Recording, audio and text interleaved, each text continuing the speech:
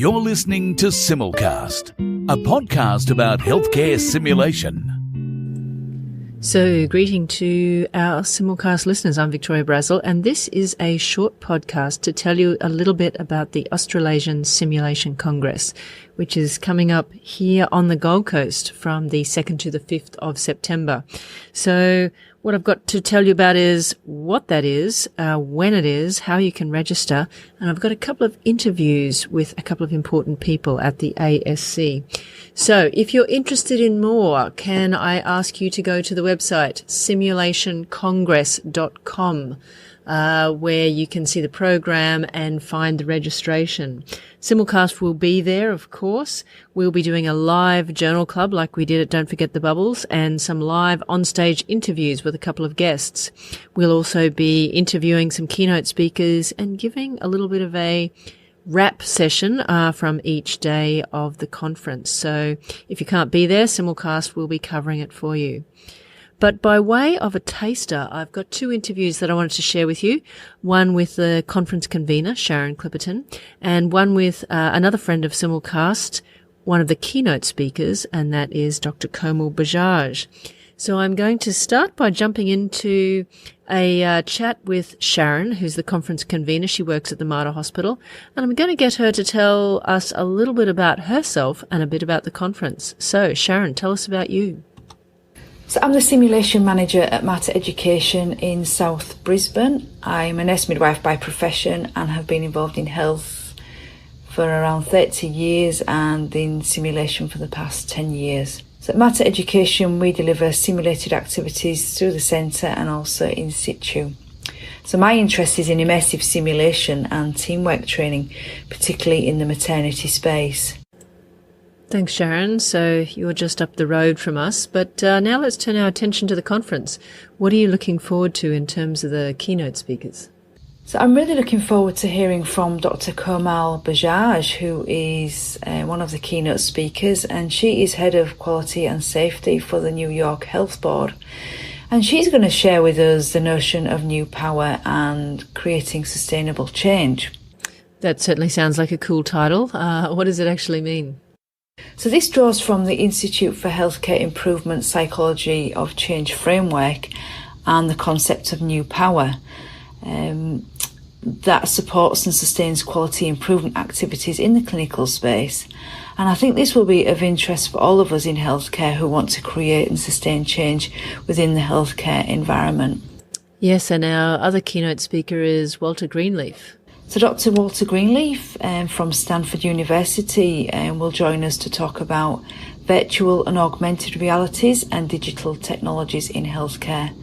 And this is something that I'm ashamed to say I know very little about, but I hope after hearing Dr. Greenleaf I'm going to have a better understanding and maybe some hints and tips of application in healthcare education using these technologies. It's interesting that Dr. Greenleaf started his research in VR and AR almost 40 years ago, and I was chatting with him and he was telling me that it was actually in Melbourne around that time in the early 1980s. So I think it's going to be a great experience for him to come back to Australia and see what's happening down under since then. Yes, and I think sometimes we think a lot of these ideas are completely new, when in fact their foundations are many years ago. All right, let's turn our attention to the abstracts now and some of the other great things that are going to be on offer. So we've had a record number of submissions this year, which is really exciting.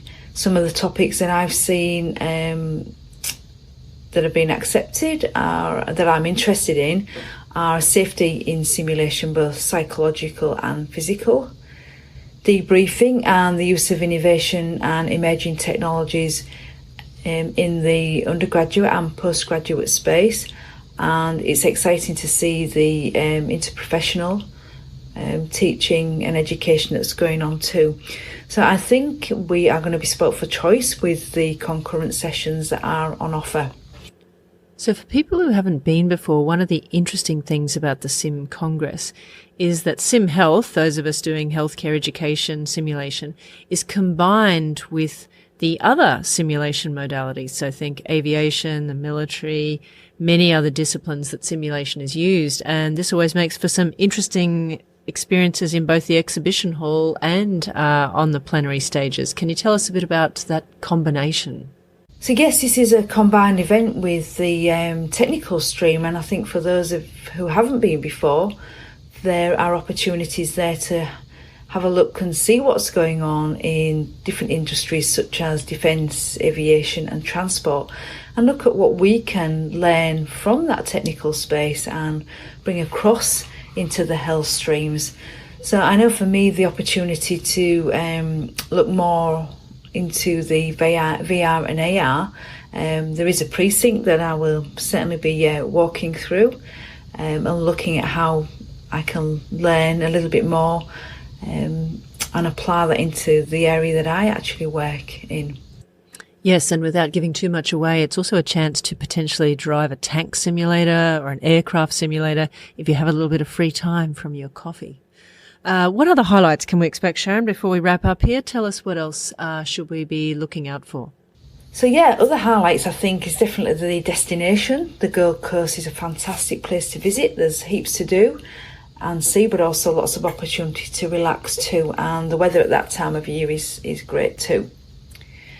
There are masterclasses on offer, so take the opportunity to check some of those out on the Monday, both in the morning and the afternoon.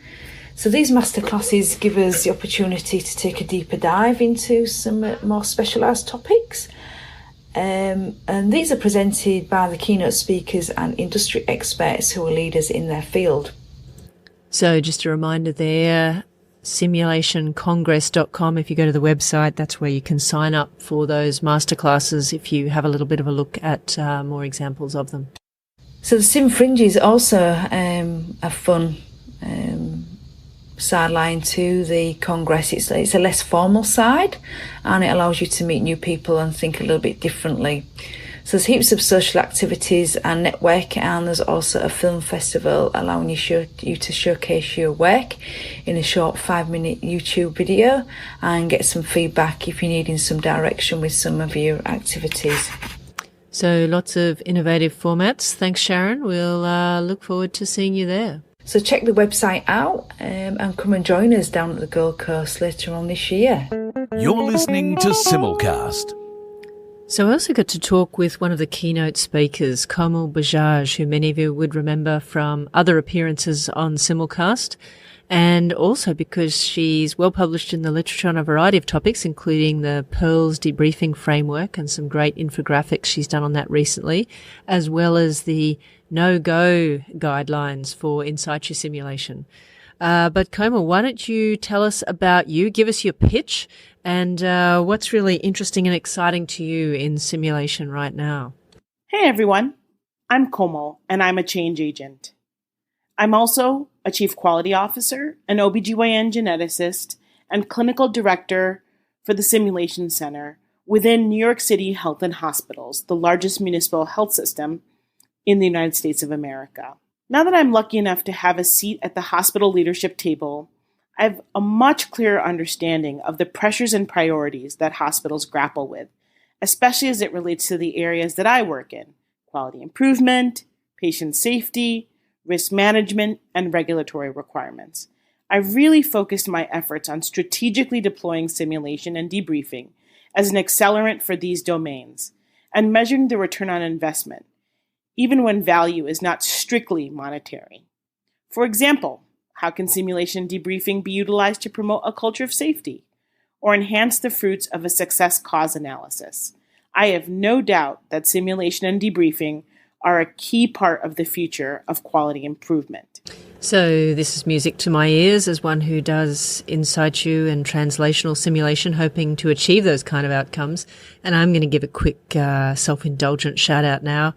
When I got to write an editorial for BMJ Quality and Safety recently, I couldn't find a better person than Komal to talk about how we connect simulation and quality improvement. So, Komal, tell us then about your talk.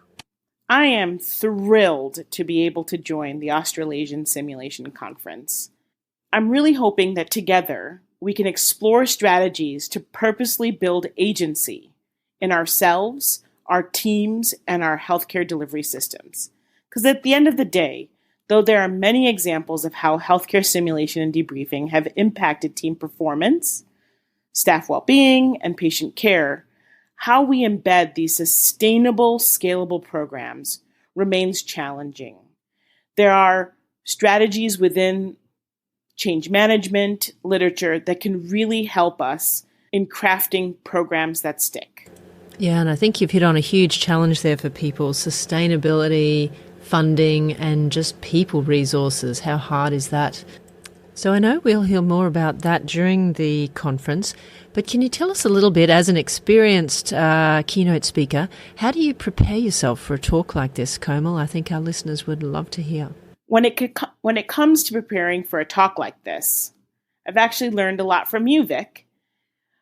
I took pen to Post-it notes to map out ideas. I thought a lot about how I like to be engaged and what examples outside of healthcare might be relevant.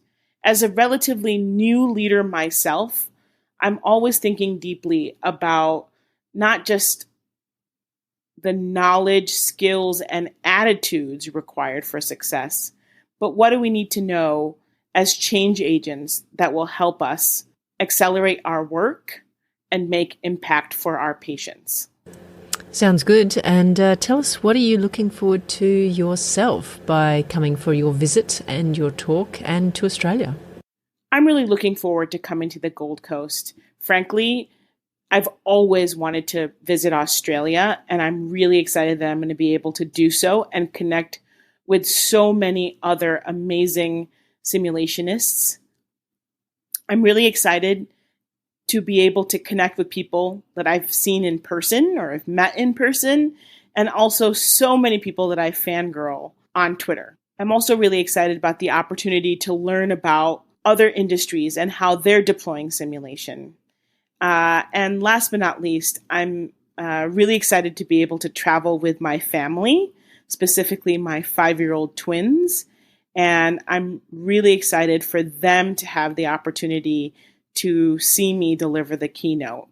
They've been coming to the Sim Center since they could walk, and they know all about mannequins and simulators. And I'm really excited for them to see this other element of simulation and debriefing.